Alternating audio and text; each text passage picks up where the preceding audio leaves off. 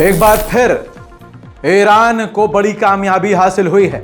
सारी दुनिया अब ये समझ चुकी है कि ईरान के खिलाफ 365 दिन अमेरिका और इजराइल साजिशें रचते रहते हैं, लेकिन अल्लाह की कुदरत और अल्लाह के करम से ईरान अब तक बचता आया है।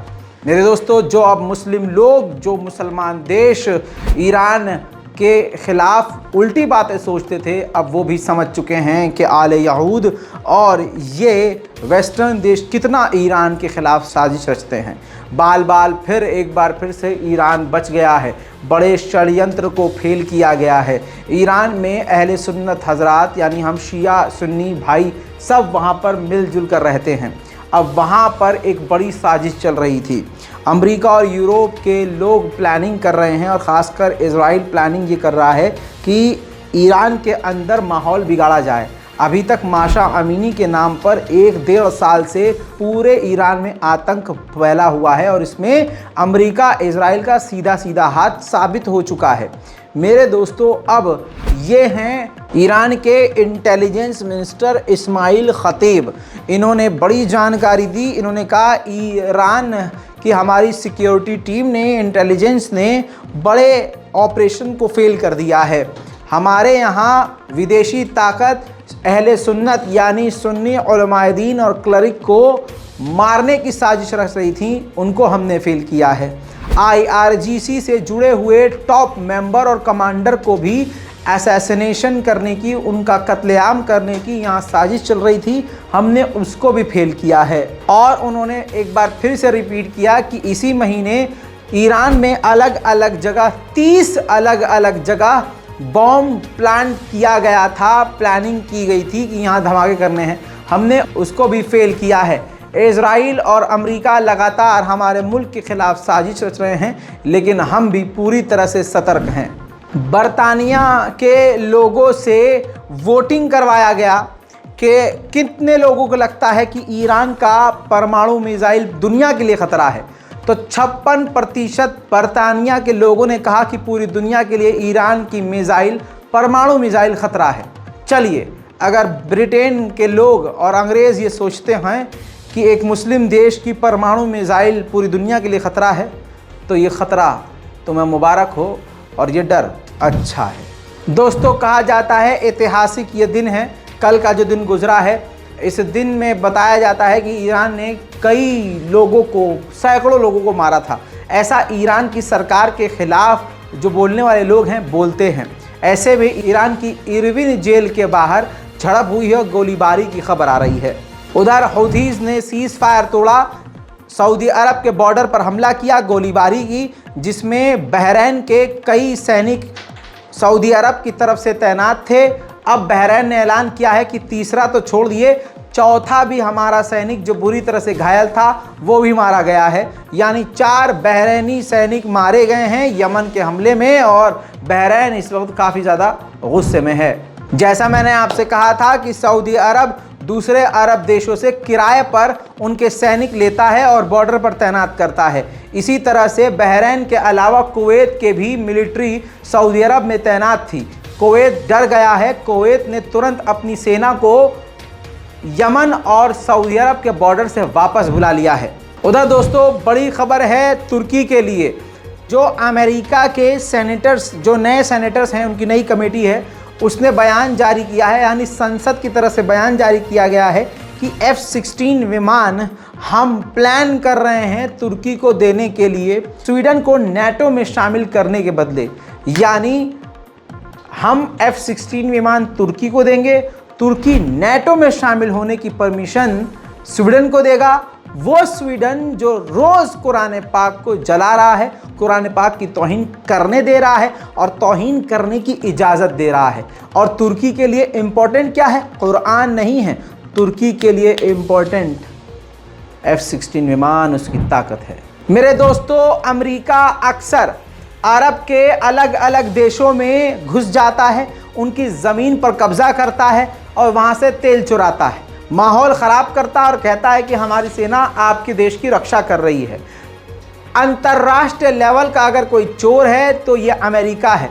मैं आपको एक वीडियो जारी करके दिखा रहा हूँ। ये देखिए, लंबे लंबे आपको ट्रक नज़र आ रहे हैं आपको बता दूं, सीरिया की ज़मीन से अमेरिका के जो ऑयल टैंकर है सीरिया के तेल चुराकर इराक लेकर जा रहे हैं और फिर वहाँ से जो है उसको अमेरिका लेकर जाया जाएगा।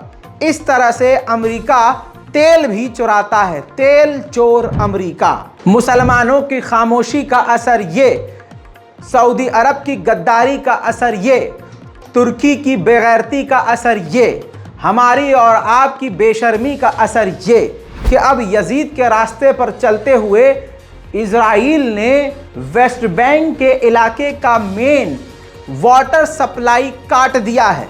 अब वेस्ट बैंक में जो फिलिस्तीनी हैं वो पानी के लिए तरस रहे हैं। ये देख लीजिए।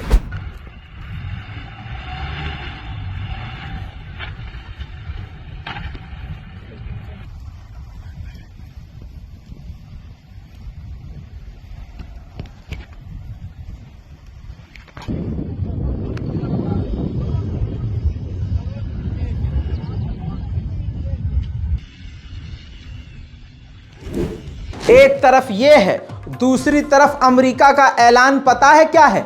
अमेरिका ने कहा है कि सऊदी अरब और इजराइल के नॉर्मलाइजेशन के लिए जो बेसिक फ्रेमवर्क है, जो बेसिक चीज़ें हैं वो पूरी तैयार हो चुकी हैं। यानी अब जल्द जिस दिन आप और हम बिल्कुल नॉर्मल हो जाएंगे कि हाँ इनका तो कोई रोज़ का है, उसी दिन ये ऐलान हो जाएगा कि सऊदी अरब और इजराइल का नॉर्मलाइजेशन हो गया है। उधर यहूदी अखबार द टाइम्स ऑफ इजराइल ने लिखा है कि नेतन्याहू नॉर्मलाइजेशन करने के लिए फ़िलिस्तीन के मुद्दे पर भी मोहम्मद बिन सलमान से बातचीत करने को तैयार हैं। लेकिन आपको बता दूं कि इजराइल की ऑफिशियली जो स्टेटमेंट है वो ये है इजराइल की सरकार की कि इजराइल ने कहा है कि बिना फ़िलिस्तीन के मुद्दे पर बातचीत किए सऊदी अरब पीस डील करना चाहता है, नॉर्मलाइजेशन इजराइल से करना चाहता है। उधर अमेरिका का पूर्व विदेश मंत्री माइक पोम्पियो का बयान यह है कि सऊदी अरब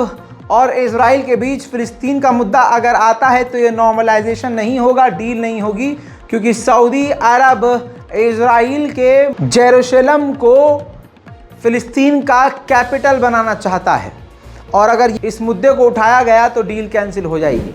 बहरहाल सऊदी अरब की मोहम्मद बिन सलमान की सरकार पूरी दुनिया के मुसलमानों और इस्लाम के साथ गद्दारी करने के लिए एक कदम आगे तो बढ़ा चुके हैं, लेकिन आपको बता दूं कि सऊदी अरब के लोग काफ़ी ज़्यादा गुस्से में हैं। सोशल मीडिया पर ट्रेंड क्या कर रहा है, वहाँ ट्विटर पे आपको बताना चाहूँगा, विद ट्रांसलेट लगाया गया है। जब इजराइल का टूरिज्म मिनिस्टर आकर वापस गया तो ये चीज़ें वहाँ ट्रेंड कर रही हैं। जैसे पहले नंबर पर ट्रेंड किया है कि the Saudi people will not normalise, यानी सऊदी अरब के लोग जो हैं, आम लोग हैं, वो नॉर्मलाइजेशन नहीं करेंगे। फिर उसके बाद एक ट्रेंड और किया कि we reject normalisation with Israel, यानी हम इजराइल के साथ नॉर्मलाइजेशन को रिजेक्ट करते हैं। और फिर एक और ट्रेंड कर रहा है वहाँ पर हैशटैग नो टू नॉर्मलाइजेशन, यानी हमें नॉर्मलाइजेशन नहीं करना है। फिर उसके बाद एक और चल रहा है हैशटैग नॉर्मलाइजेशन इज़ ट्रीजन, जो बात मैं कहता आ रहा हूँ कि नॉर्मलाइजेशन यानी इजराइल से हाथ मिलाना गद्दारी है। दोस्तों, सत्ता कितनी बुरी चीज़ है कोई सोच नहीं सकता। एक सरकार, एक सत्ता चलाई थी हज़रत अली ने बिल्कुल ईमानदारी से। आज अल्लाह का नाम लेने वाले सत्ता के लिए कितने बड़े गद्दार हैं, आप स्क्रीन पर देखिए और हैरत करेंगे। ये लेफ्ट में आपको जो सर पर पगड़ी बांधा हुआ शख्स नज़र आ रहा है, ये गद्दार वो है जो तालिबान का मिनिस्टर है। दूसरा आप देखेंगे ये है इजराइल का टूरिज्म मिनिस्टर। तीसरा ये सीरिया का मिनिस्टर है। चौथा मुझे बताने की ज़रूरत नहीं है, ये पीछे आगे पीछे आपको सऊदी अरब के लोग नज़र आ रहे हैं। जब सत्ता की बात आती है दोस्तों, जब ताकत की और हुकूमत की बात आती है तो लोग इस्लाम से भी गद्दारी करने वाले मौजूद हैं इस दुनिया में। पूरी दुनिया के मुसलमानों में से सबसे बेहतर देश तो फिर पाकिस्तान निकल गया, जहां सऊदी अरब नॉर्मलाइजेशन के लिए बात कर रहा है, वहां दूसरी तरफ पाकिस्तान ने अपना दम दिखाते हुए क्लियर कह दिया है कि दूसरे देशों को देखकर हम इजराइल से नॉर्मलाइजेशन नहीं करेंगे। उधर नारगोनो काराबाग में आर्मीनिया के ऑयल डिपो में जो धमाका हुआ था मरने वालों की तादाद, जैसा मैंने आपसे कहा था, बढ़ चुकी है और अब बढ़कर 170 हो चुकी है और घायलों की तादाद भी बढ़ती जा रही है। अब दोस्तों एक और तस्वीर दिखा देता हूं, ये देख लीजिए। नारगोनो काराबाग में रहने वाले आर्मीनियाई लोगों ने, लगभग 90,000 से ज़्यादा लोगों ने अपना वतन छोड़ दिया है। वैसे अगर देखा जाए 93,000 बताया गया है आंकड़ा, लेकिन लाख से ऊपर पहुंच चुका है। हालांकि अज़रबैजान ने आर्मीनिया के लोगों से कहा है कि आप इस जगह रह सकते हैं, लेकिन आर्मीनिया के लोग अपने आप को सेफ महसूस नहीं कर रहे हैं। उधर आर्मीनिया के लोग काफ़ी ज़्यादा हिंसक हो रहे हैं। लेबनान में आर्मीनिया के लोग जो रहते हैं, उन्होंने अज़रबैजान की वहाँ मौजूद जो एम्बेसी है उस पर रॉकेट से, आग से, बम से गोलीबारी करके हमला करने की कोशिश करी, लेकिन लेबनीज मिलिट्री ने उन तमाम लोगों को रोक दिया। आर्मीनिया के मिजाज लौंडिया जैसा है, ससुरे का कोई समझ नहीं सकता इसके दिल में क्या है, दिमाग में क्या है। जो दिमाग में होता है उसकी ज़ुबान पे नहीं होता, जो ज़ुबान पे होता है वो उसके दिल में नहीं होता, जो उसके दिल में होता है वो उसके मन में नहीं होता, और कभी ये एक स्टेटमेंट देता ही नहीं है। एक तरफ से इसने हाथ उठाकर हार मान लिया अज़रबैजान से और अपने लोगों को, आर्मीनिया के लोगों को नारगोनो काराबाग से निकालना शुरू कर दिया। पूरा इलाका अज़रबैजान को ऐसे दे दिया, ठीक है भाई हमें मत मारो, ले लो, हमें गाल पे थप्पड़ मत मारो, आप ऐसे ही ले लो, दे दिया। और अब आर्मीनिया की गवर्नमेंट ने कहा है कि इंटरनेशनल क्रिमिनल कोर्ट में हम जाकर कहेंगे कि अज़रबैजान अपने सैनिकों को नारगोनो काराबाग से निकाल ले। भाई तुम छोड़ के क्यों गए, या तो फिर लड़ते। मेरे दोस्तों ये है मिडिल ईस्ट की सबसे स्पेशल और सबसे बड़ी रिपोर्ट। इस चैनल को सब्सक्राइब जरूर कीजिएगा, वीडियो को शेयर कीजिए, नीचे राय कमेंट सेक्शन में अपनी ज़रूर दीजिएगा। जय हिंद।